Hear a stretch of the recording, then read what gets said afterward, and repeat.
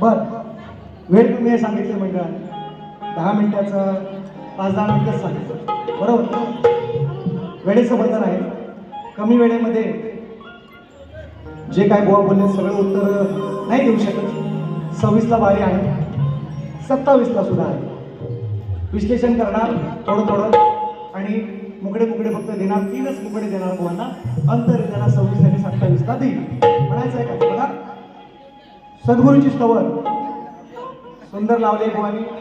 चिमणी पाकर पिक्चरची चाल थोडीशी.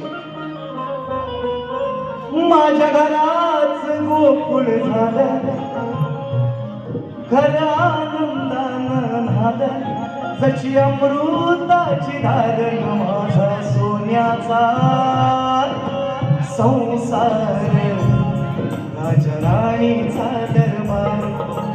सुंदर आहे, सुंदरच आहे. मी आता ते सगळं त्यांचं नाही. तुमची स्तवन सद्गुरूला तुमच्या लकलाभ तुम्हाला. मी सद्गुरूच्या स्तवन अनेक दिल्या आहेत, पण लोकांना माझ्याकडून अपेक्षा जास्त आहे. जसं तेंडुलकर उभा मैदानात राहिल्यावर मी काही तेंडुलकर नाही, पण तेंडुलकर उभा राहिल्यावर अपेक्षा असायची लोकांची की आज शतक सेंचुरी मारलीच पाहिजे. तशी माझ्या शक्तीपुऱ्याच्या माझ्या मायबापांची माझ्याकडून इच्छा आहे, अशी अपेक्षा असते की मी काहीतरी त्यांना नवीन द्यावं. म्हणून बुवांना उत्तर मी देत नाही. चाल मी सांगितलं, मी एवढा स्वरात गाऊ शकतो तर 4 बारीक वाकडी तिकडी 4 शब्द मी ह्याच्यावर लिहू शकतो. त्याच्याबद्दल वाद नसावा. शायरीने मला सांगितलं की बुवा सद्गुरू आणि गुरु या विषयावर बोलत नाही. मी त्याला त्या दिवशी स्पष्ट करून सांगितलंय. दासबोधामध्ये निश्चितपणे उल्लेख असेल, मी त्याला नाकारत नाही. ध्यान मुलं सद्गुरु मूर्ती निश्चितपणे आहे होते, पण ही ज्या मी तुम्हाला अनेक वेळा सांगितलंय, भाकरीला जसं मोडू तसं तोंड आहे असं शास्त्र आहे. असे अनेक लेखक आपापल्या परीनं ते लिहित असतात आणि मी तुम्हाला त्याचं विश्लेषणही करून सांगितलंय. गुरु शिवाय ज्ञान नाही. गुरु सांगतो, गुरु हाच सांगू शकतो की सद्गुरूपर्यंत कसं पोचायचं. म्हणून त्यांच्यामध्ये त्याही दासबोधामध्ये तुम्ही नीट वाचा. दासबोधामध्ये असं कुठेही सांगितलं नाही हा सद्गुरु श्रेष्ठ सांगितलाय, पण गुरुपेक्षा श्रेष्ठ आहे असं कुठंच सांगितलेलं नाही. असं तर दाखवा. म्हणून मी तुम्हाला सांगितलं गुरु आणि सद्गुरु याच्यामध्ये तुलना करता येत नाही. दोन्हीही तुल्यबळ आहेत. हे माझ्या प्रश्नाचं उत्तर हे तुम्हाला मी सांगितलं. आणि त्याच्यात उगाच वादविवाद कशाला जास्त पाहिजे. अजून तुम्हाला डिटेल पाहिजे असेल तर मी घेईन, आज वेळ नाही. ऐका, गाण्यामध्ये येऊन म्हणतात तुम्ही गाण्याची कटिंगच का म्हणता. मी भाग म्हणतो. हा प्रत्येकाच्या बोलण्याचा भाग आहे. हे काही कव्वालीतच शब्द असं नाही मित्रांनो. कटिंग म्हणजे त्याचं उत्तर, त्या भागाला भाग असाच त्याचा अर्थ आहे. त्याच्यामध्ये तुम्हाला राग मानण्याचं कारण काय. आम्ही भाग, तुम्ही भाग म्हणता, आम्ही कट म्हणतो किंवा उत्तर म्हणतो. आपण तुमच्या प्रश्नाचं उत्तर किंवा गाण्याचं उत्तर म्हणू शकतो. त्याच्यामुळे त्याच्यावर पण बोलण्यासारखं काही नाही. आणि बुवा ऊर्जा काले कव्वा नाही, ते कव्वा तुला येत नाही तर बोलायचं नाही. तुम्ही ऊर्जा काले कावा आहे. तुमच्या जीवनात होतो बघा कशा गवळणी देऊन थोडक्यातच देतो. फक्त मुकडेच घेणार आहे. फक्त त्याच्या आधी मी का म्हणतोय ना माहितीये का, मी यांना थूकपट्टी लावणार बुवा यांना मी का म्हणतो आहे. गाण्याच्या आधी विषय सांगतात. गवळणीच्या अगोदर म्हणतात आदिमायेचं अस्तित्व वाचवण्यासाठी गणपतीनं म्हणतात गुराखी झालं. ऐका, खरी स्टोरी अशी नाही. म्हणून म्हणतोय थुकपट्टीवाला बुवा आहे. खरी स्टोरी अशी आहे, रावणाची आई मातीचं शिवलिंग तिनं बनवलं होतं. रावण म्हणतो आहे, यांच्यात म्हणतो आहे काय हे तू मातीचं शिवलिंग करतेस. आता जातो कैलासात म्हणे आणि खरं शिवलिंग तुला घेऊन येतो. म्हणून त्या रागाने त्यानं कैलास हलवलं, शंकराला प्रसन्न केलं आणि आपल्या आईसाठी त्यानं ते शिवलिंग आणलं. आणि मग गणपती बाप्पाने गुराख्याचं रूप घेतलं. 12 ज्योतिर्लिंगापैकी एक ज्योतिर्लिंग आहे. तुम्ही सांगा आले आता व्हॉट्सअपला गुगलला चेक करायला असं नाही. मग तुम्ही अर्धवट थुंकपट्टी लावायची नाही. अशी जी स्टोरी आहे, जी तुम्ही गाताय किंवा सांगताय ती खरी आणि पूर्ण सांगा. ही स्टोरी अशी आहे खरी ग्रंथ मी तर वाचलेली बाबा अशी आहे. आता तुम्ही अस्तित्व कुठलं कोणाचं आदिमायेचं कुठलं वाचवायला गेला होता ते तुम्ही आल्यावर सांगायचं. आणि म्हणून गवळात येऊन म्हणते गवळ सुंदर गवळण लावले बुवानी. काय चाललं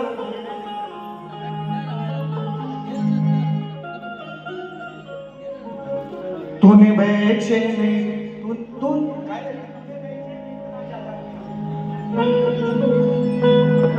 सांग राधे मला चार चौघामधी राग नाकावरचा तुझ्या जाणार कधी तुझ्या डोक्यात अक्कल येणार कधी राग नाकावरचा तुझ्या जाणार कधी.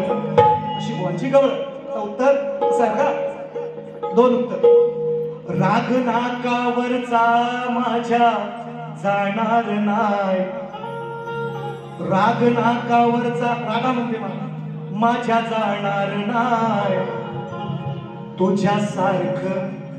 तुझ्यासारखं मी उष्ट कधी खाणार नाही. ही कालात गेला कृष्णाने गोपाळांच्या बरोबर. मित्रांनो वाईट नाही बोलणार. आज महिला मंडळ सुद्धा बहुसंख्येने या कार्यक्रमाला उपस्थित आहे आणि सचिन बुवाची बारी लहान थोरानी आणि बायका पोराने ऐकावी अशी असते. आणि म्हणून म्हणतोय राग नाकावरचा माझ्या जाणार नाही.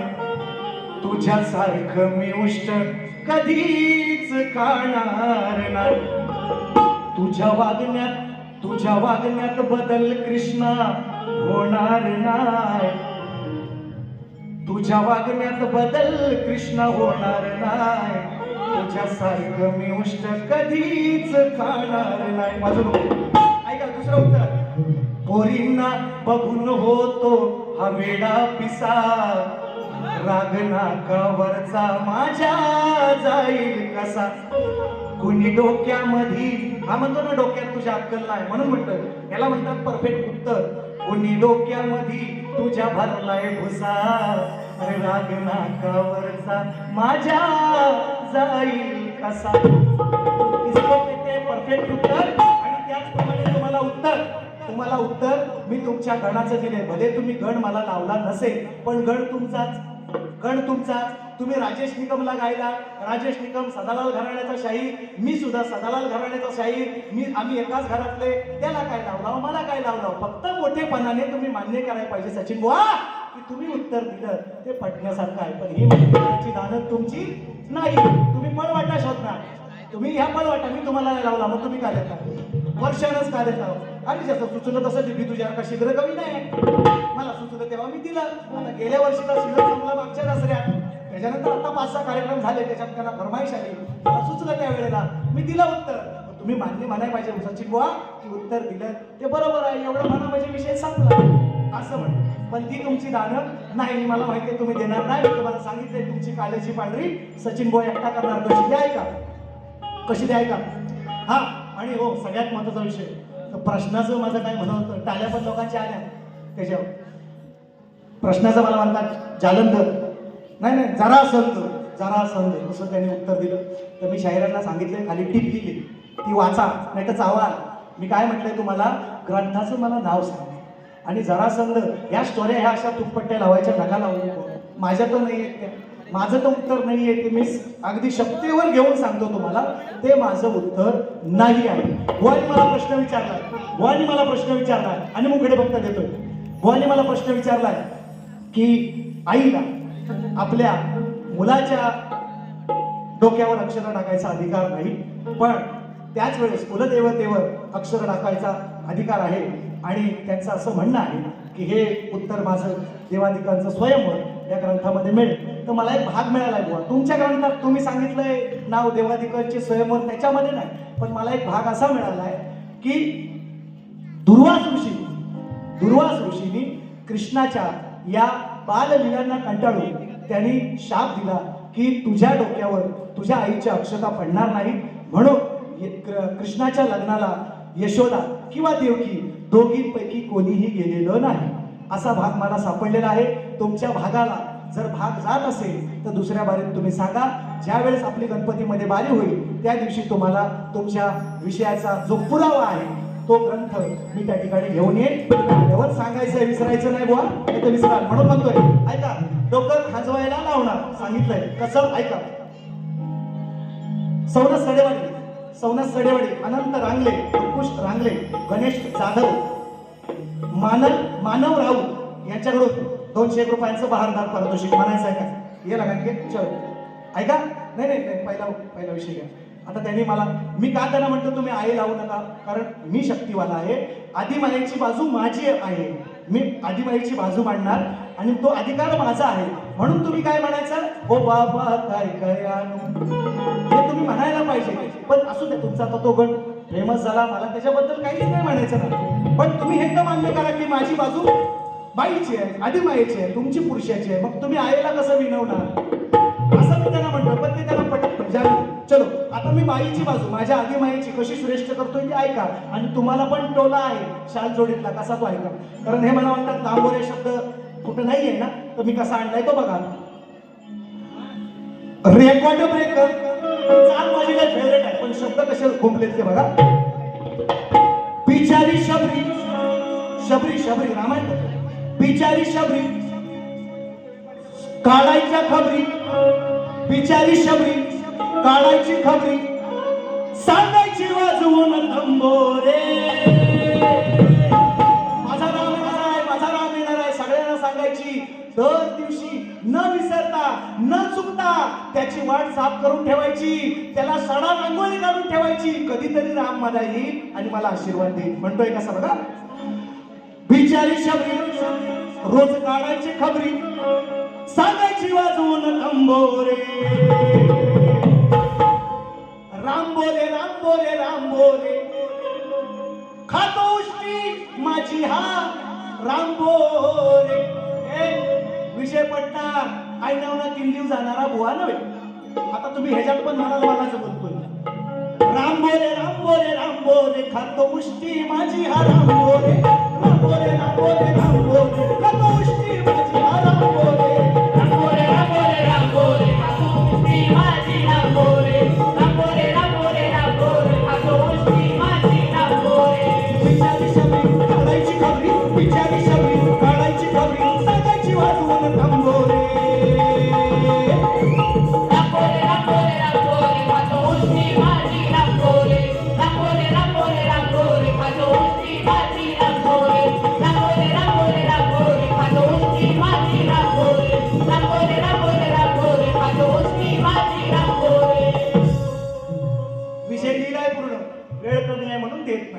सकाळी उठून भल्या पहाटे लावते डोळे रामाच्या वाटे. बाजूला करून काटे आणि कुठे नित्य नियम हातीचा न सुटे. इच्छा झाली पुरी राम आले घरी, उजळले नशिबाचे तारे. राम बोरे खल्लांकर आहे रामाने लक्ष्मणाला टाकून दिला. एक मिनिट मी नाही खाणार गोष्टी, पण रामाने खाल्ला आपल्या भक्तासाठी आहे ना. म्हणून म्हणतोय बुवा आईनावनं किल्ली जाणारा बुवा नाही. आणि आपला नाट्य तुम्ही करायचं असले हो, तुम्हाला दर दिवशी नवीन देणार मी. तुम्हाला विचार करायला लावणार. म्हणून पुढचं गाणं ऐका. पुढचं चलो.